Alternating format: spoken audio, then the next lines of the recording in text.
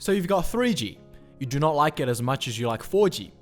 Well, actually, not when you only have 1 or 2 bars, but have you ever experienced the unprecedented realm of the speed that bends the laws of physics, the quality that even Donald Trump's hair cannot buy, and the unconditional love from the 5th generation network? Okay, I might have got a little bit carried away there, but you know what I'm saying. The ability to download a 2-hour movie that usually takes 4G about 10 minutes to download down to 10 seconds. Wow. A 98.33% improvement in efficiency. Lads, mankind has done it once again.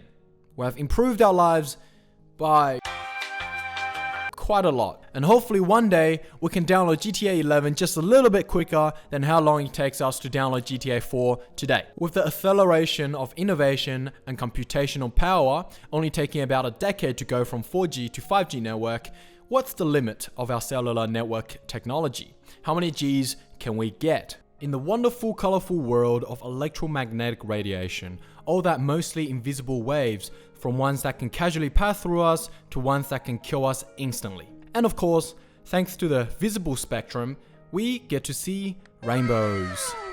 Every part of the electromagnetic spectrum has its purposes and uses. Using wavelength from 30 centimeters to 1 millimeter, for example, we have our best friend in the kitchen, the microwave, cooking up those leftovers as I cook up this video. Just a side note that another unit to measure waves is hertz, the frequency of waves. The higher the frequency, the smaller the wavelength, and in turn, the higher the energy contained in those waves. For example, the ultraviolet region covers frequency from 750 terahertz to 3 petahertz. And those are the waves that absolutely cook up your skin so you can get that model tan you have always craved for. And that is just a few examples of how good these electromagnetic waves are.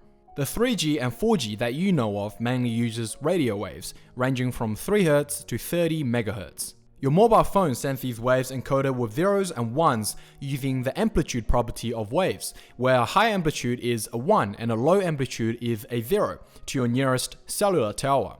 These cellular towers are then connected to data centers through underground cables, which is another crazy thing we should talk about another day. These data centers then forward the information you sent or requested back to your nearest cellular tower and to your phone. 5G uses a higher frequency of electromagnetic waves ranging from 24 GHz to 39 GHz and beyond. While lower frequency waves like the 4G's radio waves travel further but slower, higher frequency waves like 5G's microwaves travel faster but for shorter distance. These frequencies also have less building penetration, while radio waves are able to bend around blocks and go through walls. Instead of cellular towers, mobile devices using 5G network sends data to smaller transmitters placed on buildings and other infrastructures. They are like mini cellular towers everywhere in major cities where 5G is provided.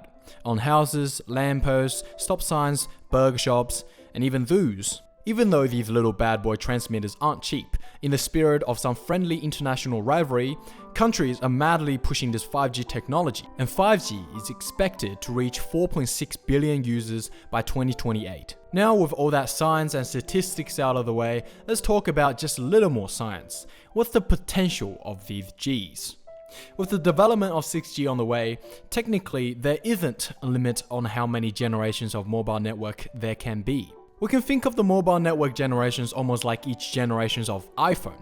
We shouldn't just focus on the major features like the quality of the camera or how slim the new generation has become. Every other little features and improvements are what makes a new generation a new generation.